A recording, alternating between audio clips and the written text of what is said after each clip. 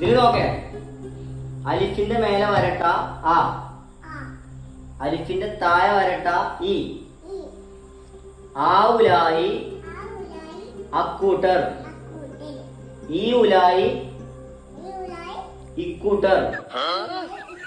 മനസ്സിലായില്ലേ? ആ, അങ്ങനെ പഠിച്ചോ.